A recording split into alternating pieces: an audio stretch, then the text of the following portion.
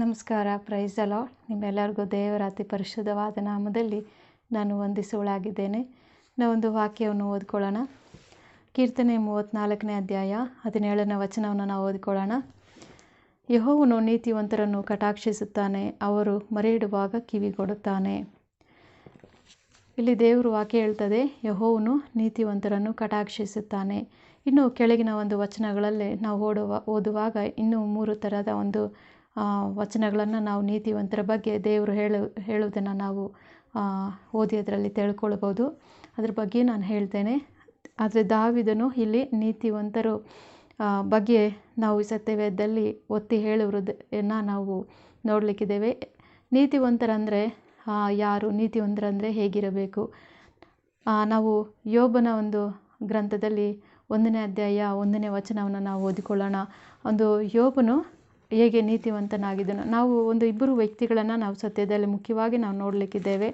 ಅವರು ಯಾರಂದರೆ ಅಬ್ರಹಾಮನು ಮತ್ತು ಯೋಬನು ಬಂದು ಅವನು ಹೇಗಿದ್ದನ ಅಂದರೆ ದೇವರಲ್ಲಿ ಭಯಭಕ್ತಿಯುಳ್ಳವನಾಗಿದ್ದನು. ಅವನು ಕೆಟ್ಟದನ್ನು ನಿರಾಕರಿಸಿ ನಿರ್ದೋಷಿಯಾಗಿದ್ದನು ಮತ್ತು ಯಥಾರ್ಥವಂತನಾಗಿದ್ದನಂತ ನಾವು ಯೋಬನು 1:1 ನಾವು ನೋಡಲಿಕ್ಕಿದ್ದೇವೆ. ನೀವು ಇದನ್ನು ಮನೆಯಲ್ಲಿ ತೆಗೆದು ಹೋದ್ರಿ. ಅವರು ನೀತಿವಂತರಂದರೆ ಹೇಗಿರಬೇಕು? ಅವರು ನೀತಿವಂತರಾಗಿದ್ದರು ಮತ್ತು ಕಾರ್ಯರೂಪದಲ್ಲಿ ಅವರು ನೀತಿವಂತರಾಗಿ ಜೀವಿಸಿದ್ರು. ದೇವರಿಗೆ ಇಷ್ಟವಾದ ರೀತಿಯಲ್ಲಿ ಪರಿಶುದ್ಧರಾಗಿ ಅವರು ಯಥಾರ್ಥವಂತರಾಗಿ ಮತ್ತು ನ್ಯಾಯವಾದದನ್ನು ಮಾಡುತ್ತಾ ಒಳ್ಳೆಯದನ್ನು ಮಾಡುತ್ತಾ ದೇವರ ದಾರಿಯಲ್ಲಿ ಅವರು ನಡೆದದನ್ನು ನಾವು ನೋಡ್ತೇವೆ. ಅಬ್ರಹಾಮನು ಕೂಡ ಅವನು ದೇವರು ಕೇಳಿದಾಗ ತನ್ನ ಮಗನನ್ನೇ ದೇವರಿಗೆ ಒಪ್ಪಿಸಿಕೊಟ್ಟು ಅವನು ಮಾಡಿದ ಕಾರ್ಯಗಳಿಂದಾಗಿ ಅವನ ನಂಬಿಕೆ ಅವನ ಲೆಕ್ಕಕ್ಕೆ ನೀತಿವಂತನಂದು ನಾವು ಎಣಿಸಲ್ಪಟ್ಟದ್ದನ್ನು ನಾವು ನೋಡ್ತೇವೆ. ಯಾಕೋಬ 2:23 ಈ ವಾಕ್ಯ ಇದೆ, ಆತನ ನಂಬಿಕೆ ಆತನ ಕ್ರಿಯೆಗಳಿಂದಲೇ ಆತನ ಒಂದು ಲೆಕ್ಕಕ್ಕೆ ನೀತಿ ಎಂದು ಎಣಿಸಲ್ಪಟ್ಟಿತು ಎಂದು. ಹಾಗೆ ನಾವು ನೀತಿವಂತರಾಗಿ ಜೀವಿಸಬೇಕಾದರೆ ಈ ಲೋಕದಲ್ಲಿ ಅನೇಕ ಒಂದು ಮೋಸ ವಂಚನೆ ಎಲ್ಲ ಕೆಟ್ಟದಾದ ಈ ಒಂದು ಸಮಾಜದಲ್ಲಿ ನಾವು ಜೀವಿಸುವಾಗ ದೇವರು ನಮ್ಮನ್ನು ಪರಿಶುದ್ಧರಾಗಿ ಜೀವಿಸಲಿಕ್ಕೆ ನಮ್ಮನ್ನು ಆರಿಸಿಕೊಂಡಿದ್ದಾರೆ. ದೇವರು ನೀತಿವಂತರನ್ನು ನಾವು ಹೇಗೆ ಕಾಪಾಡ್ತಾನಂದರೆ, ಮೊದಲನೇದಾಗಿ ನಾವು ನೋಡ್ತೇವೆ, ನೀತಿವಂತರನ್ನು ದೇವರು ಕಟಾಕ್ಷಿಸ್ತಾನೆ ಮತ್ತು ಅವರ ಪ್ರಾರ್ಥನೆಗಳಿಗೆ ದೇವರು ಕಿವಿಗೊಡುತ್ತಾನೆ. ಅದೇ ರೀತಿಯಲ್ಲಿ ಕೂಡ ಅವರು ನೀತಿವಂತರಾಗಿದ್ದಾಗ ಯೋಬನು ಅಬ್ರಹಾಮನು ಅವರನ್ನು ಕಟಾಕ್ಷಿಸಿದ್ದನ್ನು, ಅವರ ಪ್ರಾರ್ಥನೆಯನ್ನು ಕೇಳಿದ್ದನ್ನು, ಅವ್ರ ಪಕ್ಷದಲ್ಲಿ ದೇವರಿದ್ದು ಹೋರಾಡಿದ್ದನ್ನು ನಾವು ನೋಡ್ತೇವೆ. ಅವ್ರಿಗೆ ಏನೆಲ್ಲ ಕಷ್ಟಗಳು ಬಂದಿದ್ವೋ ಅವರ ಜೀವಿತದಲ್ಲಿ ದೇವರಿದ್ದೆಲ್ಲ ಕಷ್ಟಗಳಿಂದ ಬಿಡಿಸಿ ಕಾಪಾಡೋದನ್ನು ನಾವು ನೋಡ್ತೇವೆ. ಅದೇ ರೀತಿಯಲ್ಲಿ ಕೂಡ ದೇವರು ನಾವು ನೀತಿವಂತರಾಗಿ ಜೀವಿಸುವಾಗ ನಮಗೆ ಸಂಭವಿಸುವ ಎಷ್ಟೇ ಕಷ್ಟಗಳಿದ್ರೂ ನಮಗೆ ವಿರೋಧವಾಗಿ ಬರುವ ಎಲ್ಲ ಶತ್ರುಗಳಿಂದಲೂ ಎಲ್ಲ ಒಂದು ಬಾಧೆಗಳಿಂದ ದೇವರು ನಮ್ಮನ್ನು ಕಾಪಾಡೋನಾಗಿದ್ದಾನೆ. ನಾವು ಯಥಾರ್ಥವಂತರಾಗಿ ಮತ್ತು ನಿರ್ದೋಷಿಗಳಾಗಿ ಮತ್ತು ಕೆಟ್ಟದ್ದನ್ನು ನಿರಾಕರಿಸುತ್ತಾ ದೇವರಿಗೆ ಭಯಭಕ್ತಿಯುಳ್ಳವರಾಗಿ ನಾವು ಜೀವಿಸುವುದಾದರೆ ನಾವು ಕೂಡ ನೀತಿವಂತಿಕೆ ಅನ್ನೋ ಒಂದು ವಿಷಯದಲ್ಲಿ ನಾವು ಕೂಡ ಸೇರಿಸಲ್ಪಡುತ್ತೇವೆ.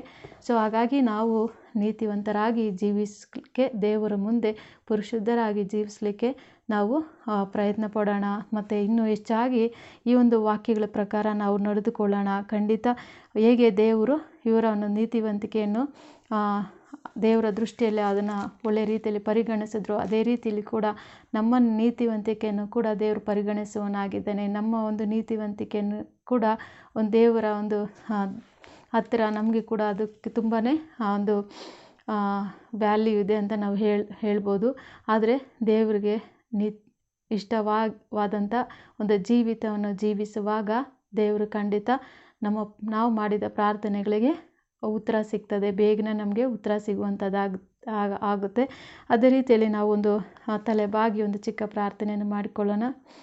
ಪ್ರೀತಿ ಸ್ವರೂಪನಾದ ದೇವರೇ, ಸ್ವಾಮಿ ನಿಮಗೆ ಸ್ತೋತ್ರ. ರಾಜ, ನೀತಿವಂತರನ್ನು ನೀನು ಕಟಾಕ್ಷಿಸ್ತೀಯ, ನೀತಿವಂತರನ್ನು ನೀನು ಕಾಪಾಡ್ತೀಯ ಸ್ವಾಮಿ. ಅವ್ರ ಪ್ರಾರ್ಥನೆಗಳನ್ನು ಕೇಳ್ತೀಯಪ್ಪ.